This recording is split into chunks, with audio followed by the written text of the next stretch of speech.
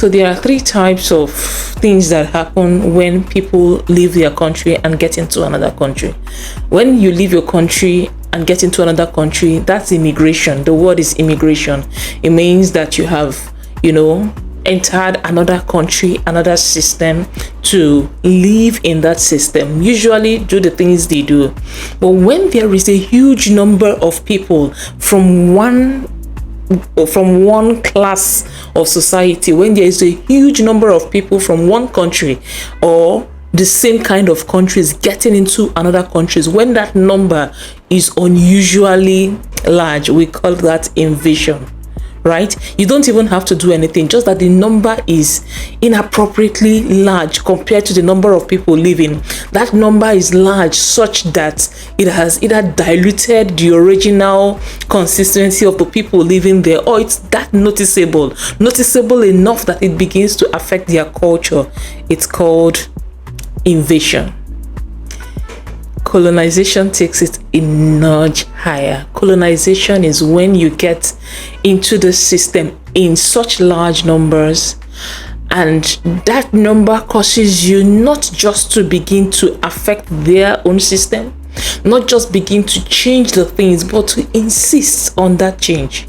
It means that a large group of you came into a country, which is immigration, and then because of the largeness of that number, it becomes invasion. When that happens and now you begin to change or insist on changing the culture, just imagine that you were doing things in a particular way and this group of people came in, and now because of the largeness and how they have taken over the economy of that system, they start insisting on certain days shut down for prayers, or they start insisting that food that does not have a certain taste does not qualify, and their choices start to drive your economy. Whether they do this forcefully or over time, that's the real meaning of colonization. Now imagine a system where people don't even know it, but there is a standard of doing things in the workplace. There is a way, there are things that are accepted and things that are not accepted in the workplace, and people don't even know where they got that culture from, except that a huge number of people in positions of leadership are Christians.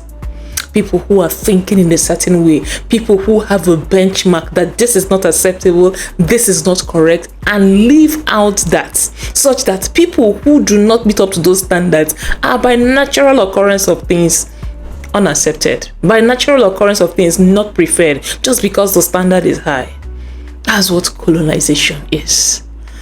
And so if you get into a system, if you get into a culture and you merge in, you don't change by virtue, you don't change them, and you yourself are being changed, you are immigrated into that system.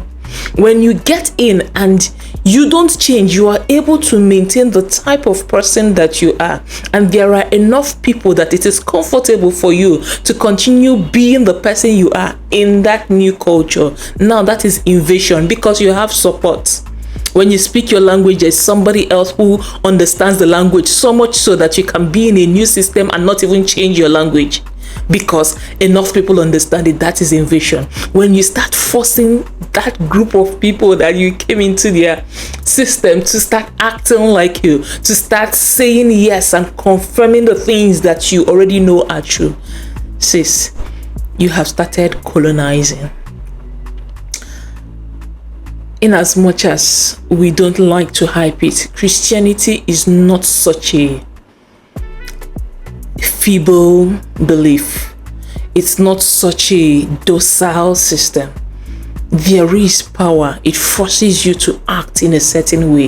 It forces you to behave in a certain way. It pushes you. It makes somebody who does not understand that system, or someone who acts in complete opposite, it makes that person almost despicable.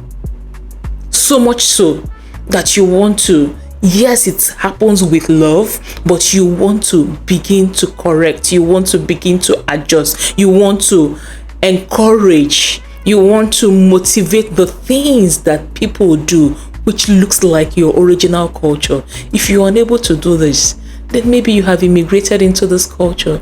You're in leadership, but you have zero influence. And so long as you keep on trying to look like the people that you have come into their system to be, then you have really no impact. Your entrance into the system made no change. And that's what we talk about. That's what we talk about on Colonia. That's what I talk about when I tell you to come to the Abuja Leadership Masterclass. Because it's not just about teaching you to be a leader. It's telling you why it's important that your influence is felt. To be continued.